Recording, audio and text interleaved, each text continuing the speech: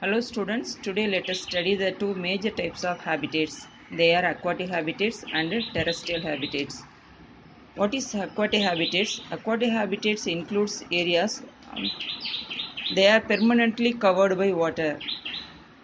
Permanently covered by water எப்போவுமே அதில் தண்ணி இருக்கிறதா அக்வாட்டிக் ஹேபிட்டேட்ஸ். இந்த வாட்டர் இருக்கிறதுனால அந்த வாட்டரில் அந்த பிளான்ட்ஸ் அண்ட் அனிமல்ஸும் எப்போவுமே என்னது தான் தண்ணியில் தான் இருக்குது.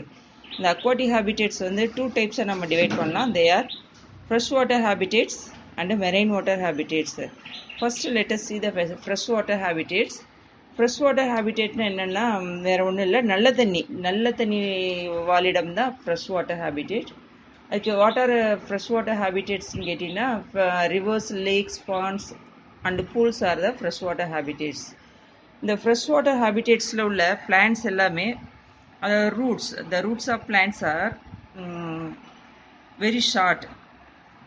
அது மட்டும் இல்லை, ஸ்டெம்ஸும் கூட எப்படி இருக்கும்னா stems are hollow. Air fill up ஆகிருக்கும். ஸ்டெம்ஸ் எல்லாமே ஏர் ஸ்பேசஸோடு இருக்கும். அதனால் ஸ்டெம்ஸ் அந்த வாட்டர் அப்போ தான் அந்த ஸ்டெம்மால் அந்த வாட்டரில் ஃப்ளோட் ஆக முடியும். இப்போ ஃபார் எக்ஸாம்பிள் வாட்டர் ஹயாசின்த். இந்த வாட்டர் ஹயாசின்த் நம்ம எங்கே பார்க்கலாம்னா நம்ம மதுரையில் உள்ள ரிவர் வைகை ரிவர்லேயே பார்க்கலாம். இந்த ரிவரில் பார்த்தீங்கன்னா வைலட் கலரில் பூத்து அந்த ரிவர் மேலே அப்படியே ஒரே இலையாக இருக்கும். வைலட் கலரில் பூத்துருக்கும் இந்த செடி. இந்த வாட்டர் ஹயாசின்த்தோட ரூட் பார்த்தீங்கன்னா அந்த ரிவரோட எண்டில் அந்த பூமியில் ஃபிக்ஸ் ஆகிருக்காது. அதுவும் அப்படியே வாட்டரில் ஃப்ளோட் ஆகிட்டே இருக்கும். அந்த ஸ்டெம்மும் அப்படியே ஃப்ளோட் ஆகிட்டே இருக்கும். அதனால அந்த பிளான்ட் என்ன ஆகும்னா இந்த வாட்டர் மேலே ஃப்ளோட் ஆகிட்டே இருக்கும். வாட்டர் போகிற அந்த டைரெக்ஷன்லேயே அந்த பிளான்ட்டும் என்ன செய்யும், மூவ் ஆகிக்கிட்டே இருக்கும். This is fresh water habitat plant. Next we can see the water lily and lotus. இந்த வாட்டர் லில்லி அண்ட் லோட்டஸ் பார்த்தீங்கன்னா இது ரெண்டுமே ஒரே மாதிரி இருக்கும் இந்த பிளான்ட்டு. இந்த வாட்டர் லில்லி அதோட ரூட் எங்கே ஃபிக்ஸ் ஆகிருக்கும்னா அந்த பிளான்ட் அந்த பாண்டோட அடியில் உள்ள அந்த மட்டி ஃப்ளோரில் ஃபிக்ஸ் ஆகிருக்கும். அந்த ரூட்டு ஃபிக்ஸ் ஆகிருக்கும். அந்த ஸ்டெம் எப்படி இருக்கும் அப்படின்னு கேட்டிங்கன்னா ஹாலோ ஸ்டெம்மாக இருக்கும். அப்படி ஏர் ஸ்பேசஸோட ஏர் ஃபிக்ஸ் ஆகிருக்கும். அதனால் அந்த ஸ்டெம் ஃப்ளோட் ஆகிருக்கும் வாட்டரில். இந்த ஸ்டெம்மோட அந்த ஆன் த வாட்டர் இந்த வாட்டருக்கு மேலே பார்த்தீங்கன்னா அதில் தான் லீஃப் ஃப்ளார் எல்லாமே நம்ம பார்க்கலாம். இப்போ நம்மளுக்கு மேலே கண்ணுக்கு தெரிகிறது அந்த தண்ணியில் பாண்டில் மேலே இருக்கிற அந்த லீஃபும் அந்த ஃப்ளாரும் தான் தெரியும். அது ரெண்டும் தான் அப்படியே ஃப்ளோட் ஆகிட்டே இருக்கும். இந்த ஸ்டெம் தண்ணியில் அடியில் ஃப்ளோட் ஆகிட்டே இருக்கும். கீழே இந்த மட்டி சாயிலில் அந்த ரூட் ஃபிக்ஸ் ஆகிருக்கும். அப்போ அது மிதக்கிறதுக்கான ரீசன் என்னென்னா அந்த ஸ்டெம் ஹாலோவாக இருக்கிறதுனால வெயிட்லெஸ்ஸாக இருக்கிறோம். அதனால தான் அதால் என்ன செய்ய முடியுது, அந்த வாட்டரில் ஃப்ளோட் ஆக முடியுது.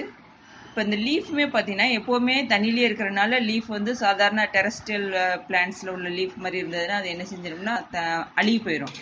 அப்படி அந்த ஒரு அந்த செடி அழுகி போகாமல் இருக்கிறதுக்கான ரீசன் என்னன்னா லீஃபில் வேக்ஸ் கோட்டிங் இருக்கும்.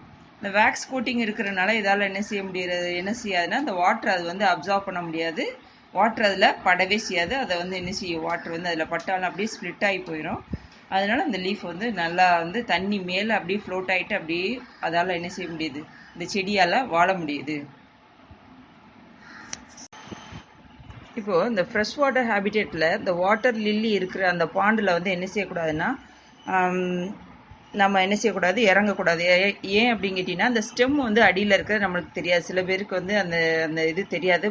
மேலே பூவை பார்த்தோன்னே டக்குன்னு தண்ணிக்குள்ளே இறங்கிடுவாங்க. அந்த ஸ்டெம் இருக்கிறனால இந்த ஸ்டெம் என்ன செஞ்சிடும், நீ தண்ணியில் அந்த இறங்கினோன்னா அந்த உன்னையை என்ன செஞ்சிடும், சுற்றிடும். நீ ஒருவேளை நீச்சல் தெரிஞ்சிருந்தா கூட அதில் நீ ஸ்விம் பண்ணினா இன்னும் என்ன செஞ்சிடும், அதிகமாக உன்னை அதை சுற்றிக்கிறோம்.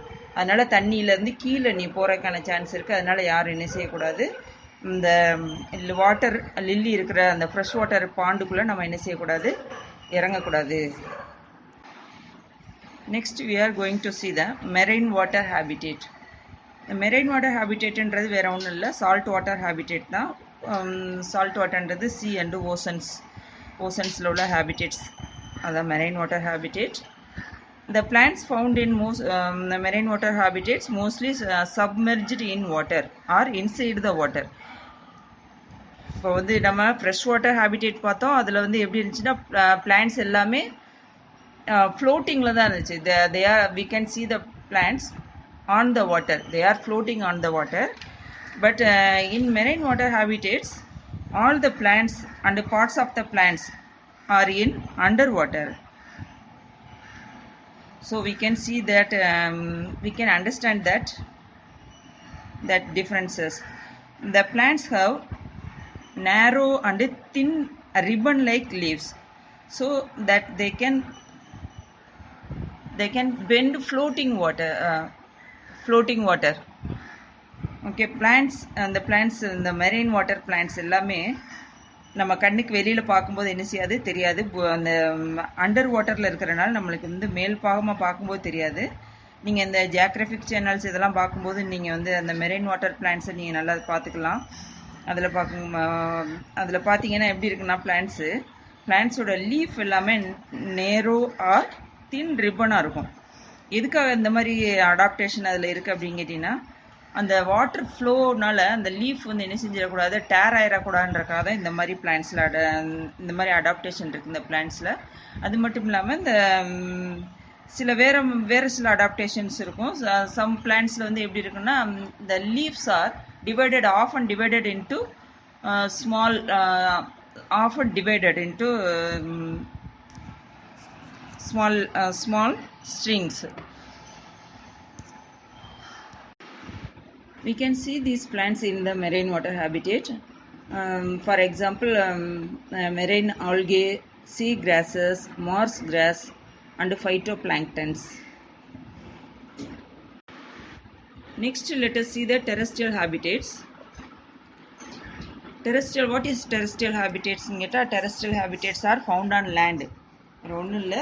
Landல உள்ள place தான் terrestrial habitats ன்றது.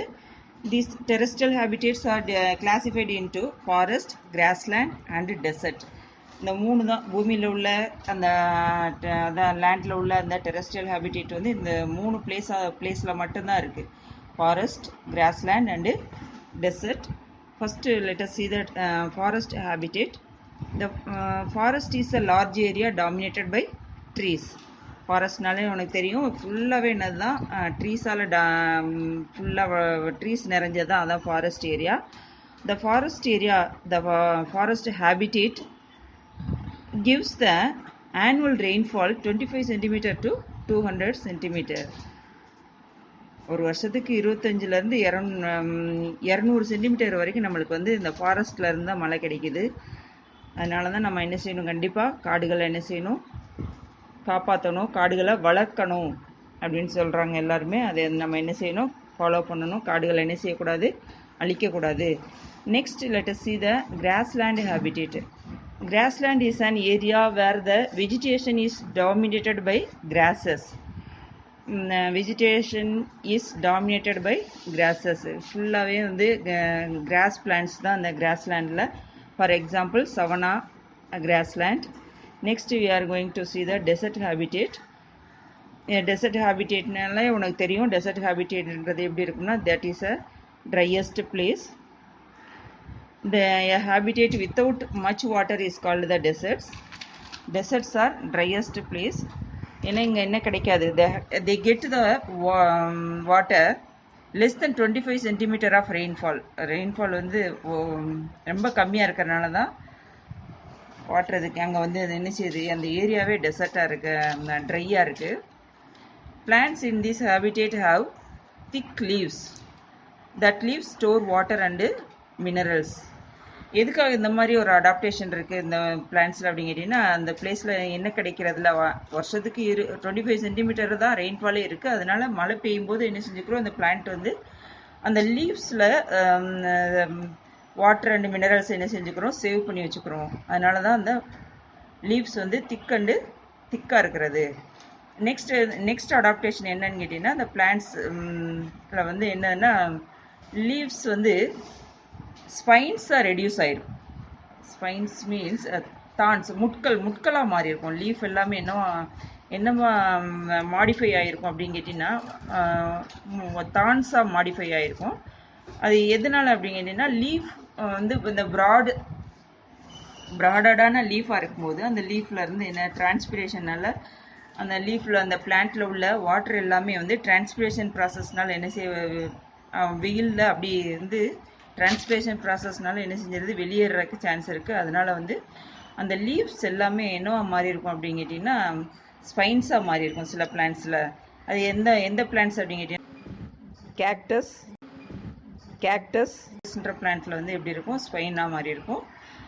அது மட்டும் இல்லை, இந்த பிளான்ட்ஸ் எல்லாமே அந்த டெசர்ட் பிளான்ட்ஸ் எல்லாமே they have the roots that go very deep in the soil. எதுக்காக அப்படி ரொம்ப ஆழத்தில் அந்த அந்த அந்த ரூட் போகுது அப்படின்னு கேட்டிங்கன்னா in search of water.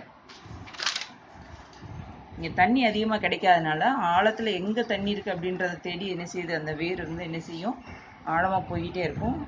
These are the adaptation of desert plants. There are some types of desert habitat. They are hot dry deserts, semi-arid deserts, coastal deserts and cold deserts. Some plants like cactus, agave, aloe, bryophyllum are seen in these desert habitats. Next, let us see the plant adaptations and modifications. What is adaptation? Adaptations are special features in plants which help them to survive in their habitats. Adaptations are special features in plants which help them to survive in their habitats. நம்ம ஏற்கனவே பார்த்த அந்த habitats எல்லாத்துலேயுமே உள்ள plants வந்து எப்படி வந்து அந்த ஹேபிடேட்டுக்கு ஏற்ற மாதிரி அடாப்ட் ஆகிருக்குன்னு பார்த்தோம் இல்லையா, அதான் எக்ஸாம்பிள்ஸ். இப்போ let us study about some adaptations like tendrils, twinners and thorns. நாம் பார்க்க போகிற adaptations tendrils, twinners and thorns. இப்போ இந்த அடாப்டேஷன்ஸ் எல்லாமே வந்து நம்ம வந்து டெரஸ்ட்ரியல் அண்டு டெசர்ட் ஹேபிடேட்ஸில் பார்க்கலாம். அங்கே உள்ள பிளான்ட்ஸில் நம்ம வந்து இந்த 3 அடாப்டேஷன்ஸையும் பார்க்கலாம். First let us see the tendril climbers. What is tendril climbers? Tendril is a climbing organ of some weak stemmed plants like peas and bitter gourd. Some plants, peas plant, bitter gourd plant, gourd varieties எல்லாத்துலேயுமே வந்து பார்த்தீங்கன்னா வந்து some spring like growth are there under the leaf. அந்த leaf கடியில் இருக்கிற spring மாதிரி இருக்கிற அந்த growth அதுதான் என்ன செய்யுது அந்த காயில்ஸ் மாதிரி இருக்கிறது அதுதான் டெண்டில் காயில்ஸ். அது வந்து என்ன செய்யுதுன்னா அந்த support it round the support and helps the plant to claim. அதோட இந்த பிளான்ட்ஸில் இந்த மாதிரி பிளான்ட்ஸில் வந்து ஸ்டெம் வீக்காக இருக்கிறதுனால இந்த டெண்டில் காயில்ஸ் தான் என்ன செய்யுது சப்போர்ட் கொடுத்து சப்போர்ட்டை தேடி அந்த பிளான்ட் நல்லா வளர்றதுக்கு பயன்படுது. This is a tendril climbers. Next, let us see the twinners. Some plants have weak stems. They cannot stand straight on their own. They must climb on any support to survive. இப்போ இந்த மாதிரி பிளான்ட்ஸில் ட்வின்னர்ஸில் வந்து பார்த்தீங்கன்னா ட்வின்னர்ஸ்க்கு example என்னென்ன plant சொல்லலாம்னா கிளிட்டோரியா and jasmine. கிளிட்டோரியான்றது என்னென்னா இந்த சங்குப்பூ அப்படின்னு சொல்லுவாங்க, நீங்கள் பார்த்துருப்பீங்க. வயலட் கலரில் இருக்கும் அந்த பூ பூத்துருக்கும். அந்த பூ வந்து வீட்டுக்கு முன்னாடி அழகுக்காக வளர்ப்பாங்க. முன்னாடி ஒரு பந்தல் மாதிரி போட்டு வளர்ப்பாங்க. அதில் அதுவும் அதே போல் ஜாஸ்மின்லையும் இதில் வந்து ஸ்டெம் வந்து வீக்காக இருக்கிறனால இதால் என்ன செய்ய முடியாது ஸ்ட்ரெயிட்டாக வளர முடியாது. ஸ்ட்ரெயிட்டாக வளர முடியாதனால இது வந்து இந்த பிளான்ட் வந்து ஏதாச்சும் ஒரு சப்போர்ட்டை கிளைம் பண்ணி வளரும், அது மேலே ஏறி வளரும். இந்த கொடிகள்னு சொல்கிறோம் இல்லையா, அது மாதிரி கொடி வெரைட்டின்னு சொல்கிறது அதான் ட்வின்னர்ஸ். அப்படி வளர்கிற இந்த பிளான்ட்ஸ் தான் வந்து Clitoria and jasmine. Next let us see the thorns. Thorns அப்படின்னால என்னன்னா உனக்கு தெரியும், தான்ஸ்ன்றது என்னது முட்கள், செடியில் உள்ள அந்த முட்கள். அந்த leaves of some plants become wholly or partially modified into thorns for defensive purpose. அந்த தான்ஸாக எதுக்கு வந்து மாடிஃபை ஆகுது அப்படின்னு கேட்டிங்கன்னா அந்த லீவ்ஸ் வந்து தான்ஸாக மாடிஃபை ஆகுது. அது எதுக்காக அப்படி தான்ஸாக மாடிஃபை ஆகுதுன்னு கேட்டிங்கன்னா ஒன்று வந்து அதில் உள்ள வாட்டரை ஸ்டோர் பண்ணி வச்சுருக்கிறதுக்கு அந்த டெசர்ட் பிளான்ட்ஸ் கேக்டஸ் இதெல்லாமே வந்து வாட்டர் ஸ்டோர் பண்ணுறதுக்காக தான்ஸாக மாறும். சில பிளான்ட்ஸில் வந்து எதுக்காக தான்ஸ் உருவாகுது அப்படின்னு கேட்டிங்கன்னா டிஃபென்சிவ் பர்பஸ். அந்த செடியை வந்து அதை காப்பாற்றிக்கிறதுக்காக, வேறு யாரும் அதை தொட்டாலே அதுலேருந்து என்ன செய்யும், அந்த முள் இருக்கிறனால முள் குத்திரும். அதனால் அந்த செடி வந்து பாதுகாப்பாக இருக்கும். அதுக்காகவே வந்து பிளான்ட்ஸ் வந்து தான்ஸ் வந்து உருவாகுது. இது ஒரு அடாப்டேஷன். இந்த ஃபார் எக்ஸாம்பிள் வந்து சம் பிளான்ட்ஸ் ஆகேவ் பிளான்ட், ஒப்பன்ஷியான்றது என்னென்னா சப்பாத்தி கல்லி தான். சப்பாத்தி கல்லி பார்த்துருப்பீங்க. அதில் வந்து பார்த்தீங்கன்னா லீவ்ஸ் தான் வந்து தான்ஸாக மாடிஃபை ஆகிருக்கும். நெக்ஸ்ட்டு போகன்வில்லான்றது என்னென்னா அந்த காகித பூச்செடி. அது நம்ம வீட்டுக்கு முன்னாடி வச்சுருப்பாங்க, நிறைய வீடுகளில் இருக்கும். அந்த நல்லா ரெட் கலர் கண்ணை பறிக்கிற மாதிரி அழகான ஒரு கலரில் இருக்கும் அந்த பூவு. போகன்வில்லாவோட ஸ்டெம்மில் வந்து பார்த்திங்கன்னா நிறைய ஷார்ப்பான தான்ஸ் எல்லாமே இருக்கும். இதெல்லாமே modifications and adaptations of the plants. Okay, இதோட இந்த லெசன் ஃபினிஷ் ஆகுது. Next you read thoroughly this lesson and understand, study well, then do book back exercise. Thank you.